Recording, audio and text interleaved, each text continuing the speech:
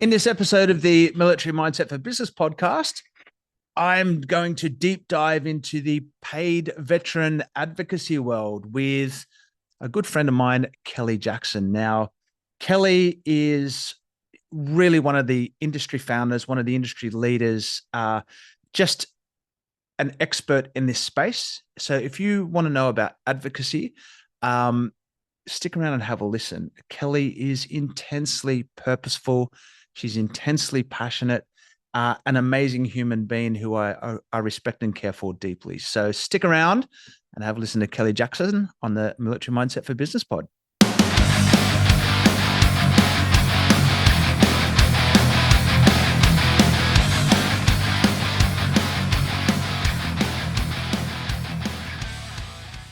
On this episode of the Military Mindset for Business podcast, I'm talking to one of the most powerful, professional, purposeful, and pivotal voices in the veteran community at the moment, Kelliegh Jackson. How you going, Kelly? Hey, Pete, I'm great, thank you. Although a little embarrassed by that intro, but thank you. Come on. There's someone else has got to someone else has got to blow your trumpet because you won't do it. So just a very, very quick background and just a little caveat is that Kelly and I used to be neighbors in the patch out the back of Ramwick Barracks in South Coogee. So we know each other well and we know each other's families. And I'm really excited to chat with you today. Thanks, Pete. I'm excited to be here, and like I said, there's no holds barred, no caveats here. Go for it. Brilliant. Hey, really simple format. Tell us first, where did you grow up? Okay, so I'm actually born in Townsville. Where did I grow up? Well, my father took his life when I was 4. And of course, back in those days, there wasn't a lot of support for families. So we sort of bounced around a little bit from Tasmania, then back to Queensland, where my mother's family were from, until I pretty much joined the army when I was 18. Well, Kel, I've just kicked off saying I know a lot about you and know each other, but to be honest, I didn't know that. So why did you travel? What did you guys do? Like, what did Mum do as you were growing up? Look, I think when you have a partner that takes their own life in such dramatic circumstances, and also he was a larger than life character. He was Yeah. probably he was a lot older than my mother. He was one of the first true entrepreneurs of North Queensland, starting, scrap metal, funeral homes. He had the car wreckers. He had the infamous Garbutt wreckers with the plane that sat on the top. And if you've ever been to Yeah. Townsville and driven past the RAF base or down that I think it's Duckworth Street, you Yeah. would have seen it. And I think when losing your husband suddenly, when you have a 4-year-old and a 2-year-old, is pretty dramatic. And there wasn't a lot of support for single parents or single mothers back Mm. then. So we moved to Tasmania many years later because she met somebody, but my Yeah. mum was quite entrepreneurial as well, having her own small businesses. So I come from a family background of people who have run their own businesses, I suppose. So where were you living when you went into the military, and what made you want to go down that pathway? Well, I always make a joke about my birth date. Um, and I was born on Remembrance Day, 11th of the Yeah. 11th.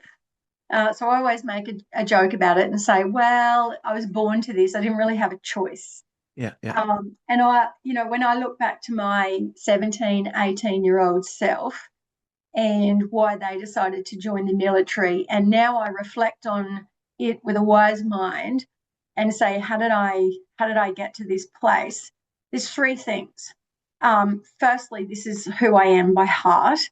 Mm. Is I love helping people, and I love the fact that if I do have spare time or I have spare money or I have spare mental capacity, I see that as the opportunity to be generous and to help others. And Mm. I love that. That makes my heart sing. Why did I join the military? Lost my father. did a lot of boarding school, a very lonely existence as a child, but with a very powerful mindset, but in very different times. And I felt like I needed to escape and spread my wings. Mm. And, when the military presented itself as an opportunity, not coming from I didn't think I came from a military background, but I since found out that my grandfather on my father's side actually served in World War I, and he was in medical corps. And I didn't know that until I left the military. God, how does that happen? How's that? Yeah. So when I joined, I was really, really lost and I didn't know what to do. So I just saw it as an opportunity. And when I went into recruiting and, I played two musical instruments, I played the flute and the piano, and the Navy wanted me for the band. The Air Force said I could be a communicator, and I went and saw the Army, and my mother asked about Duntroon, had no idea what it was. Yep. And he is a nice grumpy old warrant officer as they are, and adorable. He said, "Oh, you won't get in with those marks." And I was like, oh, some kind of inner fire burned, and I was like, we'll see about that. Yeah, And so I can imagine someone telling Kelly she can't do anything. It's just a moth to the flame. you wouldn't have known me then. I was debilitatingly shy. Yeah. I had such terrible self-esteem and social anxiety issues to put myself forward. The only places I did it was in protection of others. If a teacher Mm. picked on my little sister or another girl in the boarding house, I was there, with my, shield maiden warrior outfit on. But if it came to anything like public speaking, I didn't do it. I noticed you said something before, and it might have been a bit of a flippant comment, but you said when they joined up at 17, um, is they a very different person to you now, like 17-year-old Kel? Like, because Oh I've, my God, you yeah. just, yeah, because for me, like, that poles apart, but it's still me. But I just picked up a little bit that you said when they joined. Yeah, look, I see myself in chapters in a Mm. way. I mean, intrinsically, the heart and soul of who you are is always there. The wonderful thing is when you discover and when you embrace it and when you liberate that inner self. And I've been on a journey of discovery to liberate that self. And when I do my little celebration of service speech, I talk about being really proud of my 17 and 18-year-old self for taking the chance and committing to it and making sure I got through Duntroon no matter what. Yep. I wasn't the best in the class. I wasn't the fastest on the field. I was none of those things. I was just stoic and gritty, and I just got there. Yeah. So the 17-year-old me had it in her. She just didn't realize it. And then it took me a long time to realize it and to back myself, because I was always happy to just sit in the background. Yep. Even doing the CO's job at Training Command, or the SO1 coord's job, that was a lieutenant colonel's job. I was a captain, Yep. and I was in that job for 18 months. And I did get promoted sort of halfway through to major, but I was still outranked by everybody Yeah. except for the registry clerk. So, but I would still put myself behind these people. And then fast forward to when I left service at 50 in 2018, I was just like, man, you got to stop complaining about people not doing the right thing and not looking after everyone. You just got to do it. And so that's what I did. I just decided to go and, do it for myself and see who I could help, but from a leadership position, not as the supporter, with the pom-poms in the background. When you reflect, what's your vibe on your military career? Obviously, great experiences in that, but what's just give us some general thoughts on. You didn't do 30 years, did you? No, Did you get out and so come back in, or I did. I got yeah, out. I was really broken.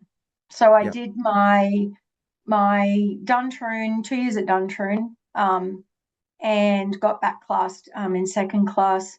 And then I did 5 years. I was really, really broken, yeah, burnt out more than anything, and a lot of historic sort of things happened, not nice Yeah. things happened. And I think my 25-year-old self just got to a point where I hit the wall. And so I went away. I studied. I traveled overseas. I actually traveled with 2 babies to Japan with my ex-husband, and I had a 12-month-old and a 2.5-year-old. And I mean, Pete, you've got little kiddies, you know what it's like. I was on a push bike. Yeah. One baby in the handlebars, and then scoop the other one up and put him on the back. And the Japanese ladies would all kind of laugh at me because I'd have a backpack and I'd have groceries and I'd be on my push bike and, away I'd go. So I had 10 years where I really put myself back together.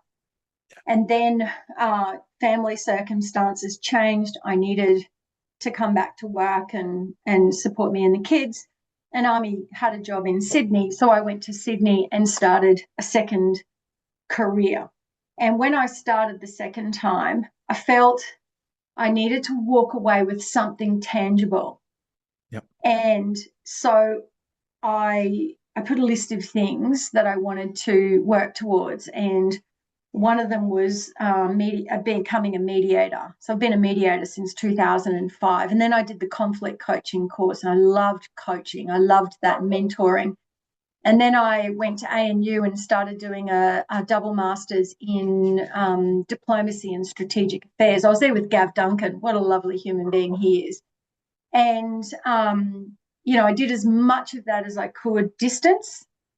And then I didn't want to move the kids. So then I went back to University of Sydney and I transferred to a Master's of International Law. And then once you start studying, it's a bit addictive. And then I just couldn't stop. I've got to admit, I am a little bit different to that. I've started 3 degrees, but finished none of them. I just haven't. The last time I did anything to do with uni was I did some exams when I was in Afghanistan online, and I just dropped it. So I'm a little bit unlike you. I love learning, but studying is just something I don't know. I just can't grip it But up. who's the certificate for? Because you've still got that learning and you still use that every day to help people. I think it's a lot of ego that we say, oh, we have to have the certificate. We're learning every day. And this is what you're doing here with all of these people is you're putting this group of people together who are willing to share knowledge. And that's my motto, share knowledge, change lives. Yeah. And if I can share something that I know and a person makes a better decision, I don't need a certificate to give me the ability to share that knowledge. So you've got it. You just probably, your ego just didn't push you so far as, oh, I've got to get my hat in a photo. I don't have any graduation photos at all. But I know what I thought military people love their little shrine to themselves sitting in the corner, with all the class photos and the poppy picture.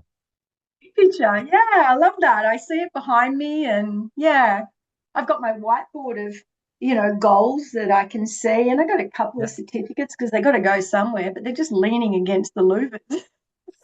Hey, look, one of the things I really want to chat about is the business stuff and Advocates Online, how it started. I remember you transitioning out of the military, bit of a rough transition in terms of fighting the pathway out. When was enough of this second chapter for you to say, look, man, I'm done with this thing now? With defence? Yeah, with defence. Oh, look, that's a pretty messy little sort of thing. Quickly, when I lived next door to you, I had one of the best jobs. I loved it. Looking after all the purse policy, purse ops stuff for the division in the reserve. And what I got to see there was, the good, the bad, and the ugly, like any business, like life. And I wanted to make a difference. And I had the Indigenous portfolio, and I had honours and awards, and I had all sorts of things. And I had a really great team of people. And I had a good boss. When you've got a creative, dynamic person who works for you, who's a workaholic, guilty as charged, you just let them go, give them their head, answer them when they need it. And that's what my boss did, Jamie McRae. And he let me be everything I could be. And he sat back and he was happy enough to facilitate. And I never took advantage of that. But then I got a new boss. And honestly, having a new boss and a new leader who just haven't got their shit together, and I hope I can say shit, just had a serious impact on me and my team, to the point where I self-referred to psych support, and I simply said, I got this really crazy ass boss. I need help.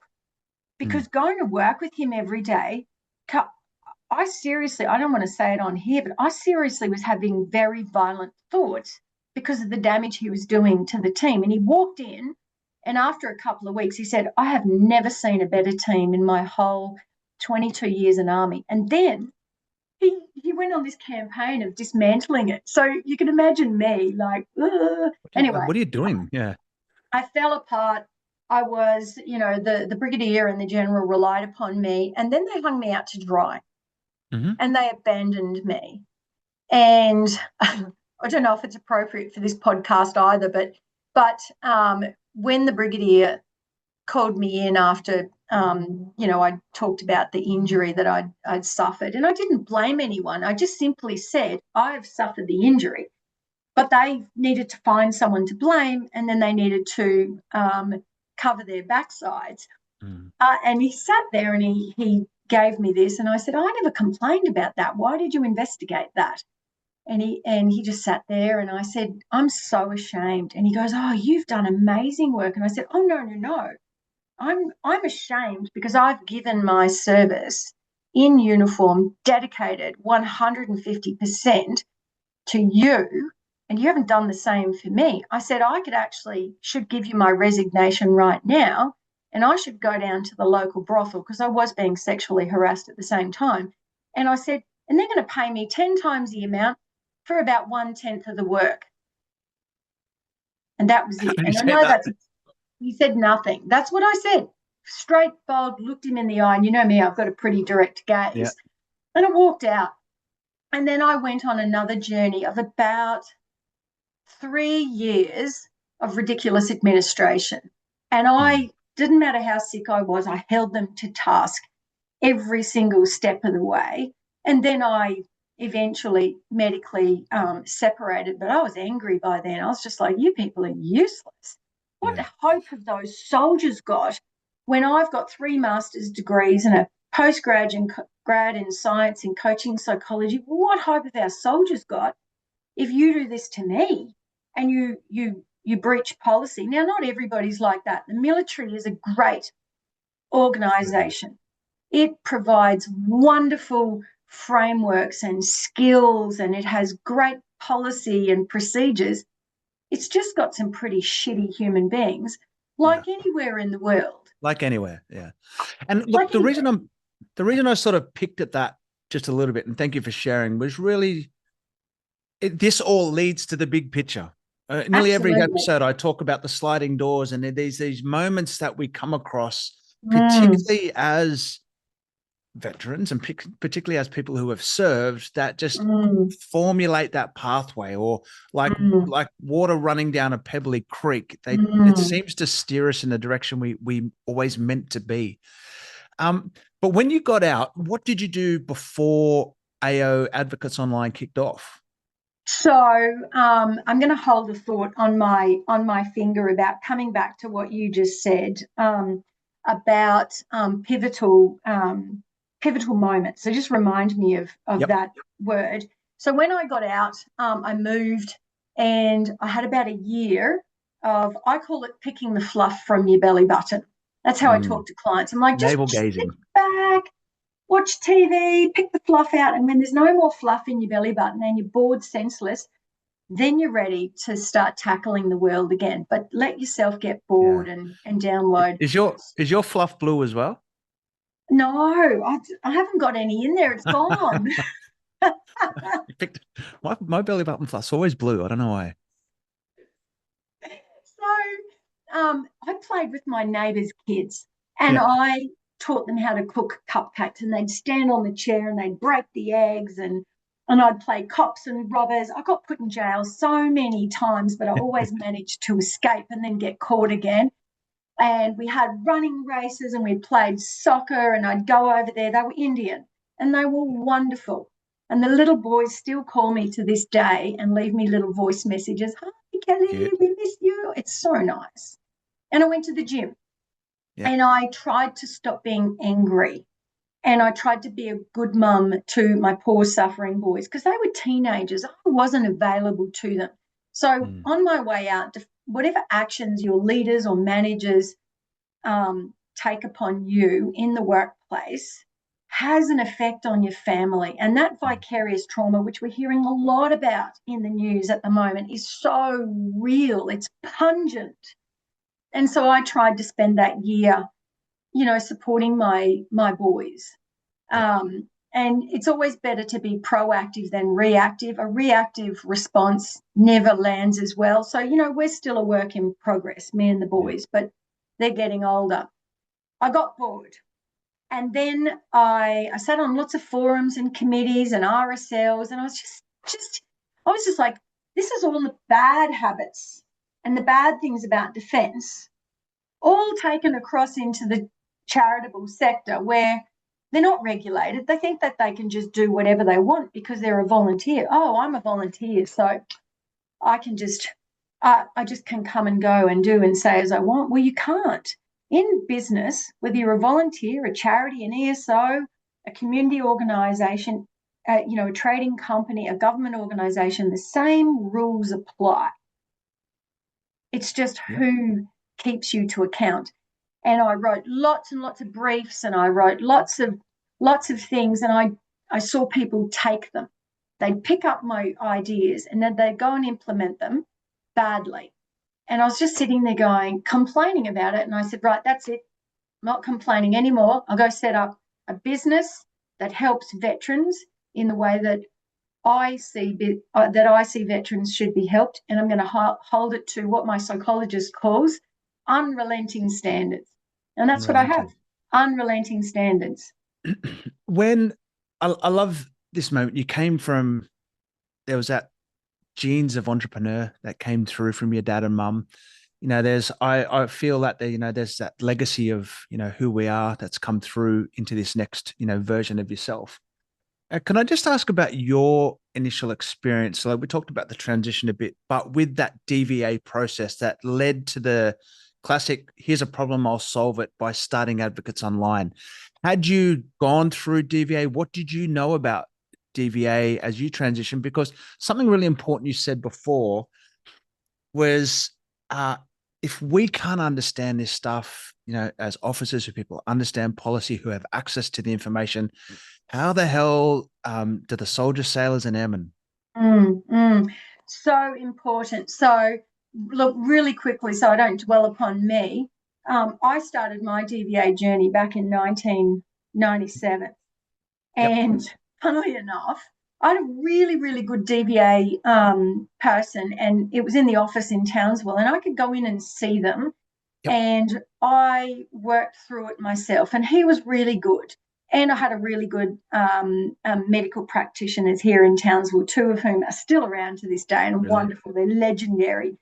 And one of whom I bumped into on the beach during COVID, and I saw him walking up, and he's got a really distinctive gait. And I stood there and I said, hello, Michael. And he looked at me and he goes, Jackson, Captain.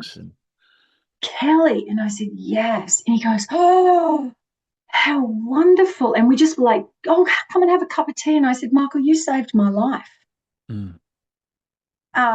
Just such a wonderful human being. I won't talk about him too much because I'll get upset because he lost his son recently. So the DVA process for me in the beginning actually wasn't too bad.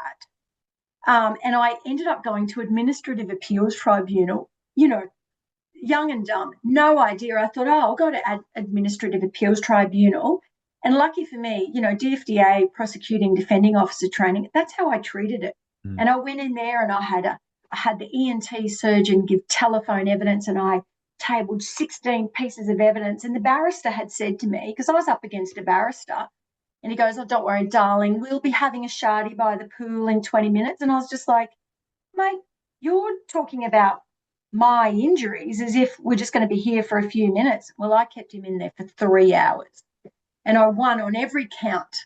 I never thought about it really, but one of the injuries got put on the statement of principles. So I was like, yes. And I only knew that later. So that was fine. My med discharge, I was just lucky with my CSC invalidity pension, because I told them to delete most of the stuff off it. Like, I really did myself a disservice, and no one said anything. I found my paperwork at the bottom of one of those plastic trays at the RAP, and I went in looking, and I'm like, can you look in all those trays? Oh, here it is. And I'm like, good grief, if I didn't boss you around a little bit, like, a soldier's not going to go and do that. So, I mean, I eventually got my gold card a couple of years ago now. But, you know, that was pretty messy, and it was just luck in a lot of ways that I got those things done. So I'm going to catch you. Just share your pivotal moments. Pivotal moments. Pivotal moments. Being bold enough to stand up for myself. And I talk about it in my celebration of service speech. Having bosses who celebrated who I was and let me be who I was were the best jobs. Having bosses who believed in me and treated me, you know, with respect. And I have that relationship with the medical providers and the psychiatrists we work with. They will call me and treat me like an equal. We're different, but we're equal. One of the pivotal moments for me is realising that a veteran is disadvantaged in a way from the moment that they sign the dotted line. And the disadvantage comes with the fact that nobody understands the life cycle and the chapters of life that a veteran will go through. Everyone's obsessed with DVA. And I keep saying, DVA is not the centre of gravity here. They will pay compensation for your car. That's like saying your family car is your centre of gravity. It's not. A person has many, many facets within their life that make their life work. And the DVA is not the centre of gravity. There's all sorts of things that a veteran must consider from the beginning to the end. This is actually something that you probably don't expect to hear from an advocate's business, because, you know, advocates, I would suggest most people would think, oh, it's only about DVA or Com Super on the side. Just a couple of statements I'll make straight away is I'm a massive DVA supporter of what is a rather, you know, imperfect organization, but life's imperfect. I'm imperfect. But I feel as a veteran community, we're very blessed to have DVA, particularly when fireys, coppers and ambos and others don't have that kind of thing. So, and secondly, when it comes to paid advocacy, I am a champion of choice, and that, you know, whereas people, if they want to choose free advocacy, go for it. If you want to choose paid advocacy, go for it. This is a modern free society, and, you know, that paid advocacy is just absolute part of the choice process that everyone should be able to go through. It is, but let me tell you, a trip hazard. So let's say you're in your 20s and you say, oh, I'm not having children. That just sounds awful. And you go and get a vasectomy. Yep. And it's not reversible, let's say, not reversible. And then you meet your beautiful wife and you grow up and become a bit more mature of mind, and you go, oh, I'd love to have a family. The decision you made at 22 has just denied you that ability to have your own children, potentially. And this is the problem with seeing DVA as the be-all and end-all. If you hurry up and you get your DVA claims done before you leave service and you only spend 8 years, you'll probably be around 26, 28 maybe. Most veterans will go on to other employment. Most veterans are not that, you know, impaired. And most veterans will have one, maybe two marriages from 28 years old on. You're lucky enough if you just have one. And if they go and do all their DVA claims and they've got this long list of injuries that, you know, people go and tell them to put in, and then they go into another employment and they say, oh, I need to get income protection and total permanent disability insurance because my ability to claim against my ADF superannuation stopped the last day I contributed to that scheme. Now you're in another chapter. and you say, oh, I want some TPD insurance, total permanent disability insurance, the insurer will look at you and go, look at all of those claimed, declared injuries. You're not a good risk. So at 28, in your $1 million vehicle, being your mind and body and soul to go and be employed, you're driving around uninsured. And if you've done all of that and you've had to feed your family, which is what happened yesterday with this poor veteran I was speaking to, and you just were forced to go to work and with multiple drugs and, just pushed through, and you went and did a similar type of job, I may not be able to get you a retrospective medical separation. Because if you try and talk to Commonwealth Super about reasonable employment kinds, that's just another can of worms. That person in mid-30s with several children and still 15 years of potential employment in front of him has to go knock on the door of Centrelink. How humiliating. What happened to the Families, Veterans and Families First Act 2019? What happened to the Veteran Covenant? All of these government agencies are so stovepiped.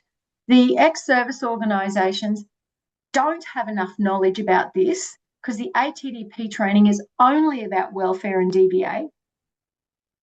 You are doing a person a disservice if you do not understand the ecosystem from dotted line until death. People should not be providing support in this space. They just shouldn't. Full stop. I just want to unpack that there because I just want to make sure that I understand and probably look at my own situation. So I've got X amount of things that I've gone through and got my compensation for. Because they are now declared, it's just like when I apply for my travel insurance. Have you got these things as pre-existing conditions? I've now potentially overexposed myself, not understanding the full impact of what I've done. And again, you said it very clearly. This process shouldn't be about chasing a short-term DVA compensation buck. No. And if you think that the compensation buck is, the be all and end all, then you're not looking at the effects of this thing on the entirety of your life. Correct. All of the implications.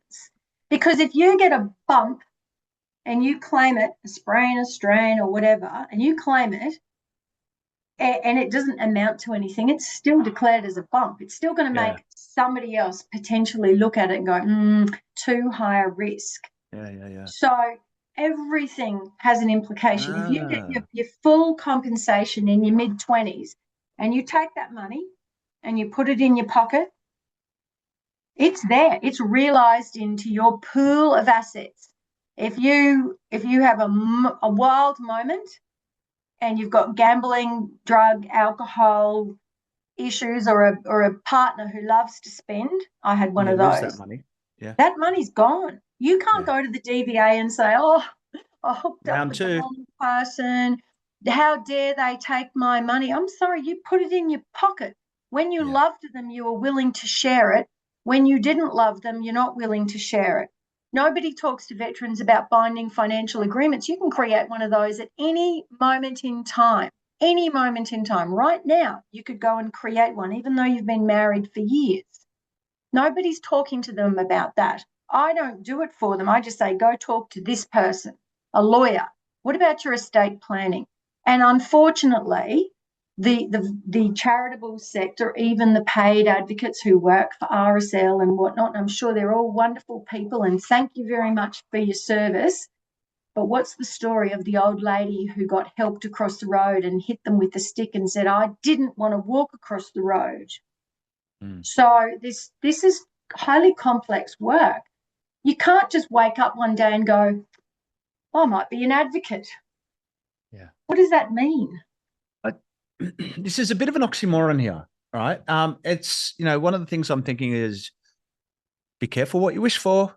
Sometimes you get it, right? And then you have the consequences of that, reaction to your actions. But it almost seems counterintuitive for a woman that owns an advocacy business because, this is part of the challenge with advocacy is the sales and the revenue and the the points on payments and all that kind of stuff.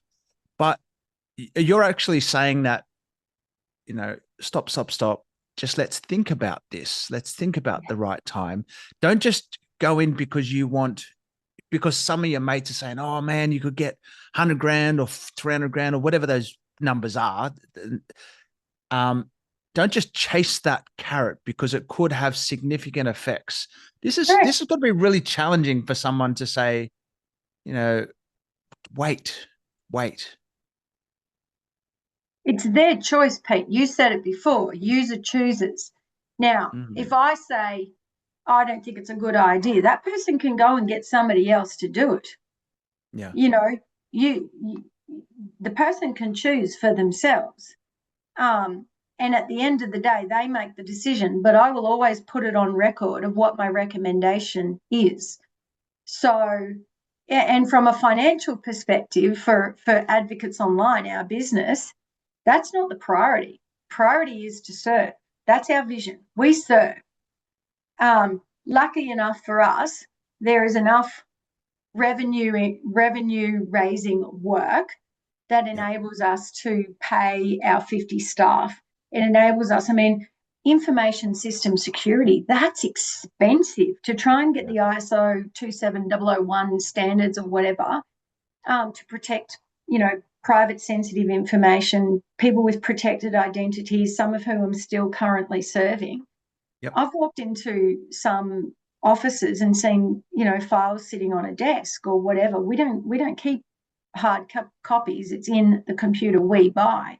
This isn't you can just turn up and go feed the homeless type thing. Even if you do that, there's rules and regulations around it. So, we make enough money to be able to service all of the regulatory governance compliance components. We've built our own training because we saw that the training that was there was insubstantial. It was defective. It wasn't enough.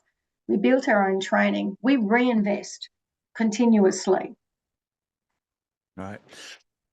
Advocates Online, just for anyone who's not familiar or hasn't caught up the conversation, just give us a couple of sentences on what it does. So we serve veterans, and vicariously or as a consequence, hopefully we serve their families, and give them the knowledge that enables them to make the right decisions. We look after medical separation, we look after DVA claims, we look after the EYP, for which we do not charge a cent to help them with. Even if they come to us for EYP and nothing else, we will not charge a cent on the children's money. Sorry, EYP? Eligible young persons money. So it's about $108,000 or $111,000 at the moment per child, according to certain criteria. We don't charge 1 cent on that. Yep. We help with retrospective medical separations, recons. We did a whole bunch of ombudsman's claims. I've sat in on reparation conferences for which I don't charge a fee. I just go and do it. And we do a lot of coaching, and there's something really exciting that we're going to announce pretty soon in relation to that. We're constantly making a contribution. I said to a guy the other day when he wasn't using mental health support, I said, we're going to make a deal, you and me, right here and now. And he goes, yes. Now, this is an extremely well-respected person in the community. I won't say too much. And he goes, yes, special forces type. I said, we're going to agree that you're going to go and secure some mental health support. And he goes, oh, you almost made me cry. And I said, well, let's just agree. And he goes, okay. And he said, but I feel so powerless. And I said, well, can I make some suggestions on how you can feel in control? Yep. I said, you make the appointment. You interview the person you go and see if you like them. You make a plan for what you'd like to get from your psychological support, and you agree that plan with the person you're going to work with. I said, does that make you feel a little bit more in control of what's going on? He goes, I never thought of it that way. I said, you don't turn up. Simple. Yeah, you don't turn up and just get served. You know, this is not this is not the homeless. You don't just get served whatever's on the menu for that day. I said, you have control over this. But unless you decide to take control, then you'll just get whatever stuff people serve up to Yeah, you. you'll And he, settle. like, wonderful outcome for I him. do like, I'd really like that bit about interviewing your psych. Mm, And the psychs that I've spoken to about, various things, if you don't have that level of resonance or connection, you'll just clam up and it'll be pointless being there. You get the yep. right person that for whatever reason, doesn't matter about age, sex, gender, whatever, but if you just click or resonate with that right person, the actual value of the time and what you're really there is to make improvements in your own personal well-being. It just Yeah, makes such a massive difference. And again, we love control. We love to be powerful. We don't like to be vulnerable. no. So just even these couple of little very simple techniques Mm-hmm. allows us to have that little bit of I don't want to say, is self-dignity the right word? Or just having that little bit of contribution for our own well-being. Yeah, it's license. It's personal license. This is your Yeah. car. This is your vehicle. You're in control of this. Just because DVA give you some money and pay for you this, it's like when you go to the supermarket and the checkout person acts like they're doing you a favor. Hang on a minute. You Yeah. get paid to deliver me a service. So you don't like being here, go somewhere else, go get a job somewhere else, pack the Yeah. shelves when then there's no clients around. But the other, just while we're on the psych stuff, one of the mistakes that we all make is we turn up and we tell our whole story in the first meeting. Don't tell your whole story in the first meeting. You don't even know if you like that person.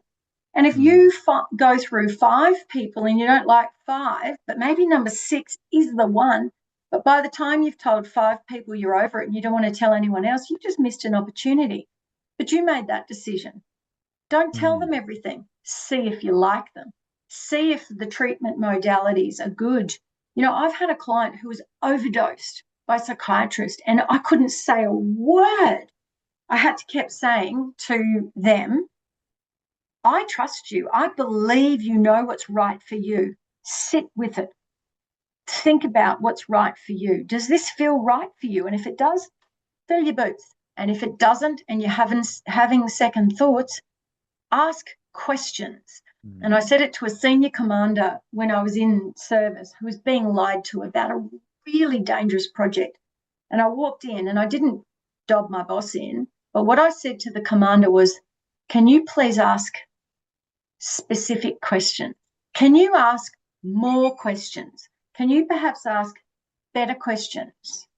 And I was saying to him, ask better questions. I was giving that, that indication that you're not asking the right questions. Yeah. Oh, look, what I'm really, I guess, inspired or touched to about this is ultimately the reason that I do the veteran business community like full time. This is my thing now, and similar to you with advocates online, is I really believe and are passionate about the potential of the people in the community. Like, Yeah. and it's this. There is this point though of for many of us, and everybody's individual experience is different, that there is this valley between succeeding in service and being part of that thing, then the transition. And for many people, I see them go down into the valley, but do they get out again? Or even if you get a compensation payment and a class A, have you Mm, lost your aspiration about what you mm, want to do next? Or is it just enough money to make you comfortable, but give up trying? So mm. this is why I'm so passionate about even in Misinformation, business. Pete. Yeah. And in business, misinformation is like a disease. So I see on Facebook and whatnot a lot, oh, you can't work. You can't work when you're on a this and a that. And I'm like, having on an invalidity pension is the kindest thing the government could do for a veteran Is because it. that so? Can I Mm, just unpack that? If you're on a class A or a class B, what's your work status? you can work. Just get a job. Yeah, so why would you not work? If you can work and return to a like type role Yep. or a better role, Yep. isn't that wonderful? Yeah. Doesn't that show the resilience and the survivability and the brilliance of being a veteran is to Yep. go to work? Don't be scared of what will happen, because if you're out there earning and you've got a great job and you've got meaning and purpose and you feel accomplished, that's much better for here and here Yeah. and much more than a few dollars. And Yeah. if you get reviewed and your pension gets downgraded to a C, who cares? You're being paid. Yep. If you crash again, go back for a reclassification and go back up. But Yeah. go enjoy life. Do not be held back by in-cap payments where they're brutal. Every dollar you earn is a dollar we'll take off you.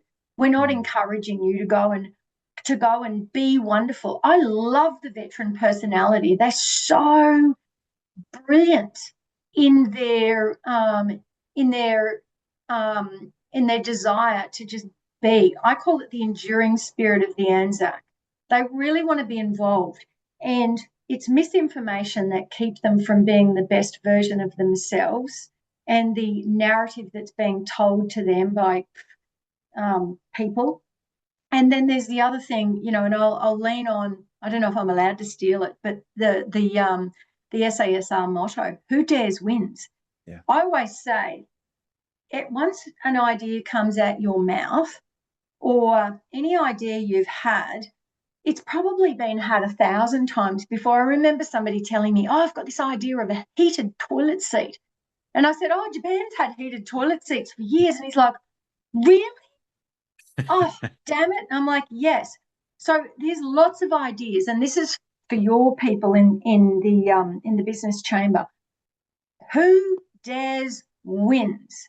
If Yeah. you've got an idea, you got to back yourself. Do your research, do your analysis, get the right people on board to give you information and give it a crack.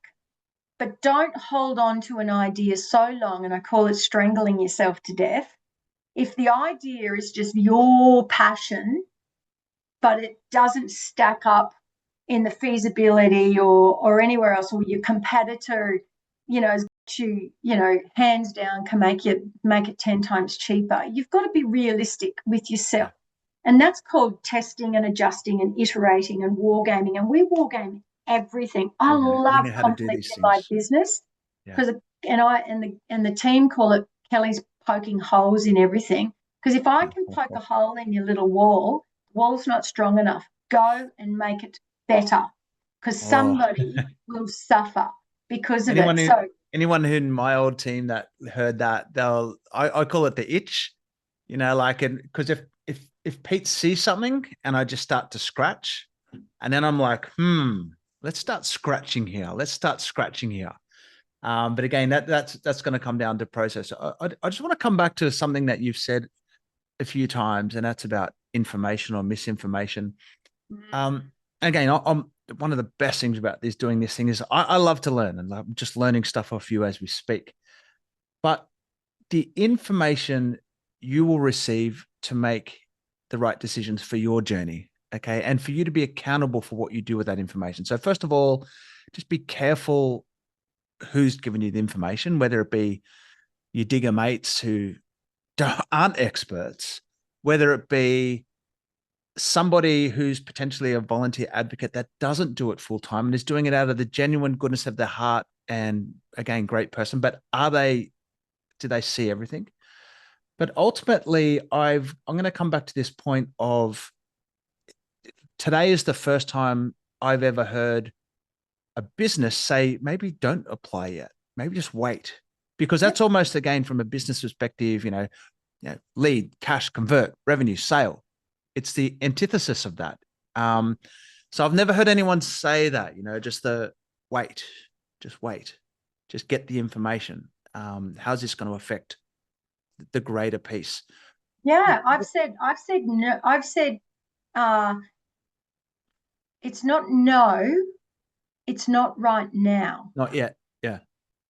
And if the person chooses to go elsewhere and do it, I'm not responsible. There are plenty of people who will listen to good advice. And also on Facebook or wherever people ask me, I say, go interview the people who are going to do this work for you, and go with the person who you feel most confident has your best interests and your family's best interests at heart. And, let's talk cost. There's a lot of talk out there about veterans paying for advocacy. It's the wrong conversation. I will tell anybody how much we charge, and we've done an analysis of what the industry charges, and based on what we deliver, we're underdone. We don't charge as much for what we offer, but we're very, very happy with what we do charge. We think it's reasonable, and sometimes we do a lot of pro bono work. So VEA veterans, that's pro bono work. Yesterday, the veteran who I don't think I can help, I rang him again last night and I said, I still don't think I can win, but I'll take the risk of doing the work for nothing for you. And if we don't win, you're not in a worse position. Like, I'm never to put a person in a worse position. And so we'll do that work and hope we can win for him. We won't charge him more because it's a no win, no fee. We'll charge him the same amount, but I will bear the risk of the initial work. And I think, some veterans talk about paying these leeches, these blood-sucking advocates for work that they do. You can't go to the supermarket and walk out with your groceries for free. Banks don't give you free samples. Yeah, you can't go to the petrol station and fill your car up for free just because you're a veteran. The person or the people responsible for ensuring that you get adequately compensated is the government, and that's Department of Veteran Affairs. And the where they should lobby is that payment is not substantial enough for the injuries incurred by veterans. And the gold card, the elusive gold card, I mean, there's so many rules, and a lot of doctors are not taking white cards and gold cards. That's where the veteran community need to focus their vitriol and their criticism, their attacks, not on people like me who lobby government to do the right thing. Where this is unpleasant as it sounds, it's kind of where the word terrorism, noting my international master's degree focused on terrorism, it was when people felt brutalized by people who abused their power. And without being unsavory, I really think the government, who've made many, many commitments and who run lots of forums and listen to lots of people, need to do what they're meant to do and stop disappearing up their own backside of bureaucracy and whatnot. Veterans need to hold the government account. They're the ones who used them, deployed them, employed them, and also promised to look after them when they came home. I'm here to help a veteran get the rightful support and services and compensation to the best of my ability that I can. I'm not responsible for how much the government pay in compensation. Yeah. What do you feel from an industry perspective the government sees you as? Do you see them being, I feel, do they somehow see you as being the good guys, the bad guys, a necessary evil, part of the problem, part of the solution? Look, I think to say government is probably too broad a term. We've got, do you remember the voting sheet? I can't even get my hands. Like, it was so long. Like, who is the government anymore? I don't know who the government is. I think the people who have the talking stick are saying what they think is going to draw the least vitriol and the least criticism. And you've got to ask yourself, who's feeding them information? I was called up by the ABC reporter Noah when he wrote that article on, on paid advocacy and, the cowboys. And he said, who are the cowboys? And I said, Noah, you're writing the article. Didn't this stem from somewhere? Why are you asking me who the cowboys are? I said, what kind of a cowboy are we talking? Are we talking a bull rider? Are we talking, someone who lassos and ties them up? Are we talking someone who does the barrels, or are we talking about someone who just likes to dress in cowboy outfits? What kind of cowboy are we? Yeah, there you Which go. is why I'll go. Cowboy. A great segue Love it. to put my Akuba on there at the I moment. love it. So what kind of cowboy are we talking about? You know, this stemmed from the DVA being overwhelmed with a whole bunch of claims. We got a letter. Oh, we've noticed that your claims have increased and you've got an average of 14 injuries per client. Really? I've had clients walk in with 65 claimant reports. Why? So who did that? Oh, somebody who went through somebody's medical file and put a bunch of sticky notes. I mean, the government love post-it notes and sticky notes along the side. It was a medical practitioner. Now, I don't tell a medical doctor how to do a proctological examination. So why are they telling me how to do advocacy, professional advocacy? So when you ask me the question of, I can't remember, something about government, what are the Well, I government just think, about paid advocacy? We're yeah, doing them a favour. We save them money because if I only put 14 claims in and it takes one DVA staff member to process them, and the doctor surgery or the ESO or whoever else, the other paid advocacy down the road, put in 60, then they're going to need 4 employees to process that. And it's going to slow the process down. My company do DVA a favour to the point where DVA employees say, oh, we'd love to come and work for you because your systems, policy, process, procedure are so great and you really help veterans. Because I truly believe most of these government employees really do want to help veterans. yeah, But the leadership is lacking, like the L is missing. yeah. Oh, and the other thing too is it's all about. Oh, sorry. If I can ask you a different question, entitlement versus compensation. Is entitlement right word, the wrong word? For me, it feels like a bit of a, I don't know why, but a bit of a dirty word in this conversation. Like, is it my entitlement So versus what my, I don't know Well, another I word. I'll think have to get the thesaurus entitlement out. drives compensation. So Yeah. if you're not entitled, you won't get compensated. Well, But it's that if you simple. are Yeah. entitled, then you will. And an entitlement is established through a statutory entitlement. So a piece of law, and the law determines your entitlement. Nobody Yeah. else, not the veteran. It's not me coming in and saying, Pete, you be nice to me. It's a piece of statutory It's, regulatory, it's inside the regulation. box. There's It's no inside the box. qualitative thing here. There's statements and they need to match an ABC. If it does, it's 1+1.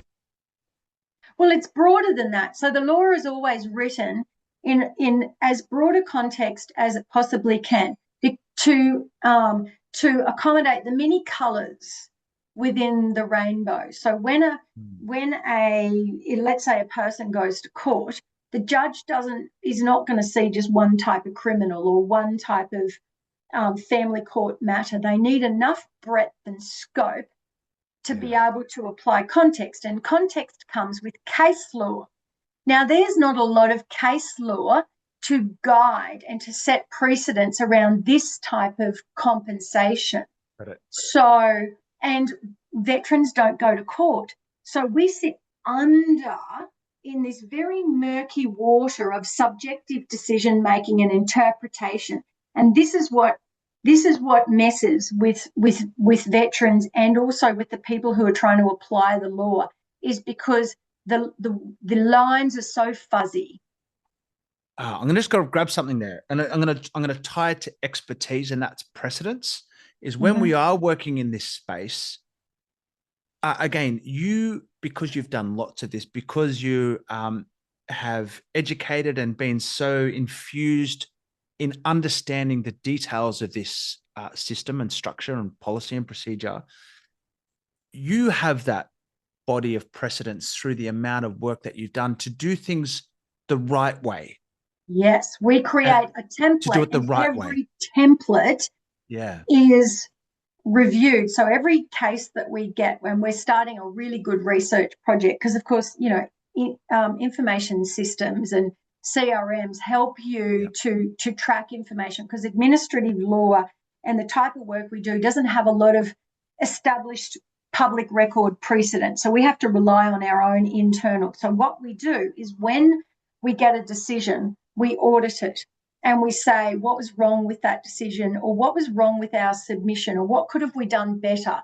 And then we go back and we review our policy, process and procedure. And the team will say to me, they feel like one of the cans behind a just married car with me, because they're bouncing along, constantly iterating. And I'm like, yeah, but look where we've come in 5.5 years. You know, we had some ComSuper decisions turned over in less than 2 months. ComSuper is saying 18 months. Why? Yeah. Because our submissions are really slick. It's not because ComSuper are giving us any favors or anything. It's just simply because the evidence is there. We don't hand them a file this thick. We just hand them what they need and we point them in the direction of where to look for it. And when they get, you must be at the point now when I don't know what you call them, the delegates or the representatives, they go, oh, here's an AO file. Here's an Advocates Online file. Sweet. I know what I'm getting at here. Yeah, because we're the same. It's the McDonald's approach. So it's kind of like running onto the soccer field or playing basketball. Yeah. If you're fit and you're limber, you can focus on the technical side of things and the humanity of it. So we make sure that all of our systems are as slick and supportive as possible, so that the employee is fit, and then they can focus on the complexity, all of the nuances and the chaos of life, and they can make sense of that. There's something when I do a lot of my business mentoring and coaching, there's one phrase that I use a lot, and that is control equals consistency plus visibility. And this is what I'm talking now from the business owner's aspect. You've got a business that has 50 staff, you're supporting a lot of people. Just even to have that size, there's a lot of movement, a lot of tempo. There's just a lot of activities happening all the time. Totally. You couldn't have a mature business like that if you weren't in control, right? But how do we actually get control as a business owners? And what you were just talking about there, consistency means for me process. And what does process mean? It means capture, excellence, and repeat.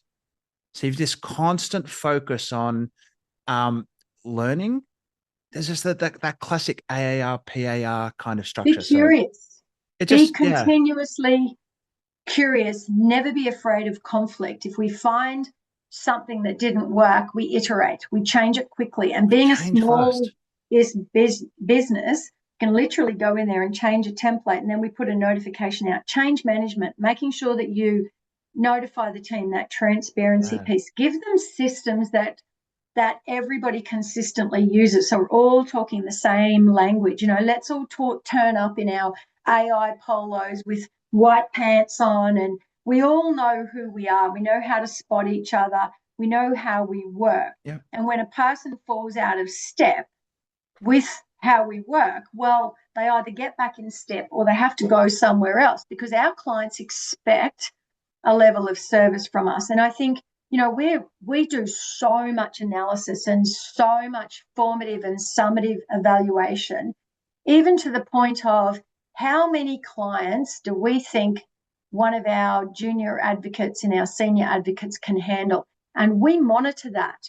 And once we hit a ceiling of a certain number of clients, even if the advocate says, "Oh, give me some more," we say no, because that's what we've established right now is the fatigue factor.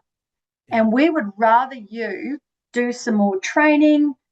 We would rather you go off and do a course to add to your skill set than taking on the load of more clients, because we've picked what we think is a reasonable number. And you wouldn't believe it, it's far less than what other advocates are asking their staff to handle by 40% less. Our advocates handle 40% less cases, and we track it constantly, and we measure the impact, and we measure here's a beautiful one for you. We're about to do another culture workshop. Here's what we created from our last culture workshop.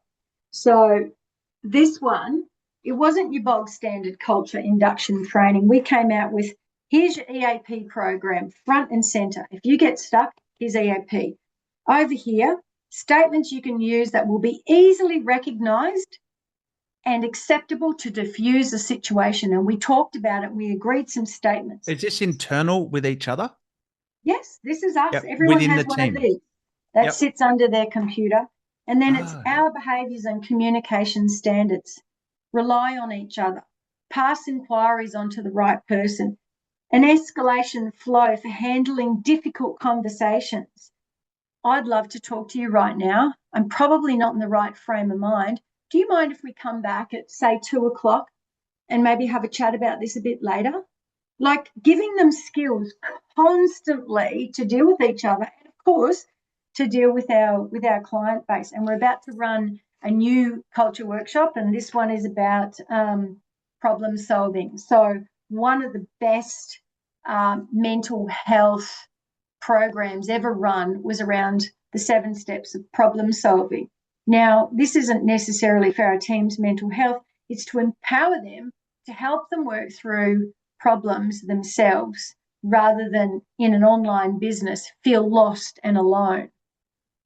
One of the things you've done here is effectively built a framework for mission command within your business.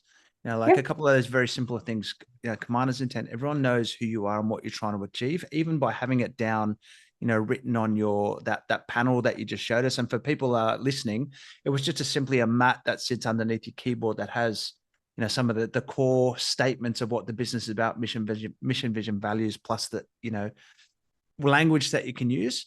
But shared understanding is one of the tenets of mission command, and just having this framework or this structure, there's just so much by design, but also by personality and by experience. Have you just infused, or love that RMC word, inculcated this into, that military stuff into the way you're running your business?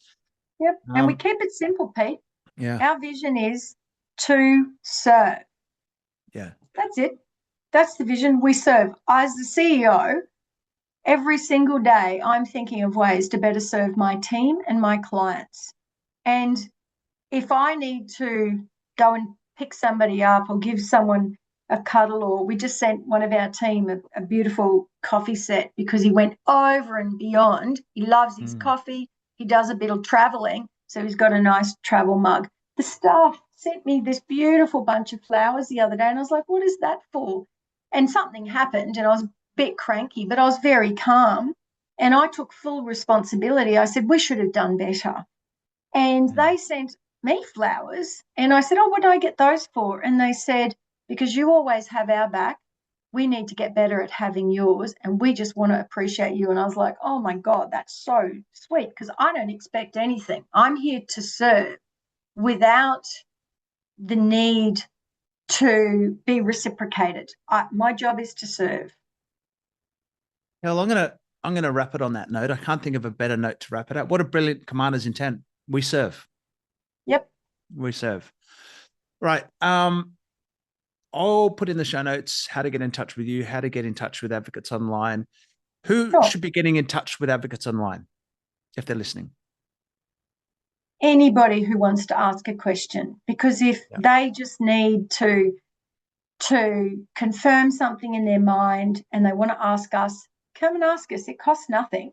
If we can give someone, I call it a cuddle and a pat on the bum, and send them on their way to, if they're on the right track, we are not going to take their work. We'll give them a bit of advice and say, I reckon you're on the right track. We're not going to make them feel nervous. So anybody who wants to ask a question are welcome to call us. If you want additional help, then you're welcome to ask us. We will always say, what can we do for you? Do we think we can help you? Yes or no? Anybody. Kel, thanks for your friendship to me over the years and for being a good neighbor back in the hood, back in the day. I'm going to call it there. So look, really, this is part of the process of the military journey, whether you be still serving or whether you be outside. I think my biggest takeaway today is if you want to have a look at the integrity behind Kelliegh and her business, she will say no to you if it's not the right thing for you, or she'll give you frank and fearless advice on, what is the right, particularly, I guess my biggest takeaway as well is timing. What are you chasing that short-term cherry of something that will be long-term detrimental or even diminishing to your future opportunity. So just really think about it, because ultimately the buck's going to stop with you. So just please get the right advice and just go to competency. Can I tell you one example of that? Let's say the DVA compensation payout's about $500,000. Yep. If you go and do all of that and you're 28 or 30 and you go on to another career, you can actually insure yourself up to $3 million with total permanent disability insurance. So why would you chase the quick 500 when you don't really need it at that time, potentially, when you could go and insure yourself for $1 million? I just asked a veteran at 55 to go and get himself insured. The insurer gave him $1 million worth of insurance at 55 because he didn't have a whole bunch of DVA claims done. Sweet. Now he's covered. That's the difference between chasing, as you called it, the cherry, the quick buck, as opposed to strategic timing. Yeah. Anyway, thanks, Pete. Brilliant. You've been wonderful as usual, and always happy to jump on and have a chat. You know me, I'm just can wax lyrical.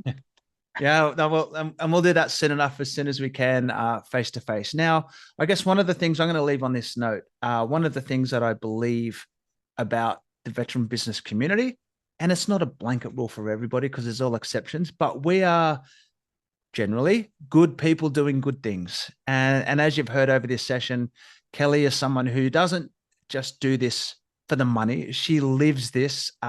She lives and has built this business to serve you and to serve our community. So, Kel, thank you very much for joining us today.